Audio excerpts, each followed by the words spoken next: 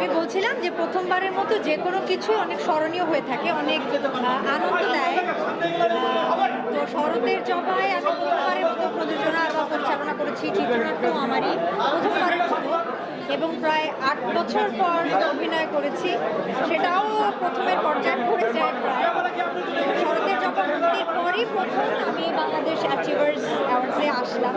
তো আমার ভীষণ ভালো লাগছে, এটাই প্রথম অ্যাওয়ার্ড প্রোগ্রাম যেটা আমি অনেকদিন পরে অ্যাটেন্ড করলাম, এবং শরতের জবা মুক্তির পর প্রথম কোনো অ্যাওয়ার্ড শো অ্যাটেন্ড করলাম। তো আমাকে আমন্ত্রণ জানার জন্য ধন্যবাদ। আলহামদুলিল্লাহ এখন পর্যন্ত রেসপন্স প্রচণ্ড পজিটিভ, প্রচণ্ড ভালো, এবং এটা আমি শুধু বলার জন্য বলছি না। এখানে অনেকেই আপনারা ছিলেন হলে, আমি জানি, আমি দেখতে পাচ্ছি, আপনারা নিজেরাও দেখেছেন যে অডিয়েন্সের রেসপন্স 100% পজিটিভ। এখন আমি সামনে থাকি বলে কি তারা সব পজিটিভ কথা বলেন কি না আমি জানি না, কিন্তু এখন পর্যন্ত আমার কানে এমন কিছু আসেনি বা আমার চোখে এমন কিছু পড়েনি যে তারা একটিও নেগেটিভ কথা বলেছেন শরতের জবা নিয়ে বা শরতের জবা সংক্রান্ত যে কোনো কিছু নিয়ে।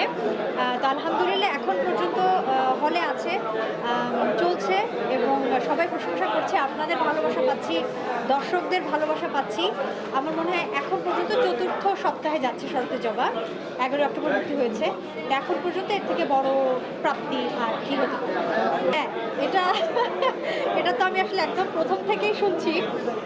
প্রথম শোতেই আমি যখন বের হয়েছিলাম শো দেখে, আসলে তখনই আমাকে অডিয়েন্স যারা যারা আমার সঙ্গে শরতের জবা দেখেছিলেন প্রথম শোতে সিনেপ্লেক্সে, তখন তারা আমাকে প্রশ্নটা করেছিলেন যে শরতের জবা 2 আমরা কবে দেখবো।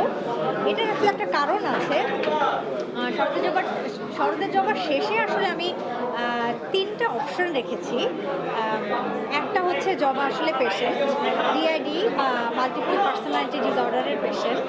আর একটা হচ্ছে জবার উপর জিন বা খারাপ আত্মার আসর, যেটাকে বলি, মানে জিন বা খারাপ আত্মা দ্বারা জবা আচ্ছন্ন। আর একটা হচ্ছে আসলে শরৎ ফিরে এসছে ভূত হয়ে। তো এই যে 3 ধরনের অপশন, সেটা আসলে অনেক দর্শকের জন্য একটু অস্থিরতার কারণ হচ্ছে। সে কারণেই ওনারা চাচ্ছেন যে আমি যেন স্পেসিফিক করে দেই যে আসলে শরতের জবার শেষে কী হয়েছিল। এই কারণে শরতের জবা 2 তারা দেখতে চাইছেন। তো নিশ্চয়ই আমি প্রযোজক পরিচালক হিসেবে অবশ্যই চাইবো শরতের জবা 2 খুব শীঘ্রই আপনাদের সামনে নিয়ে আসতে।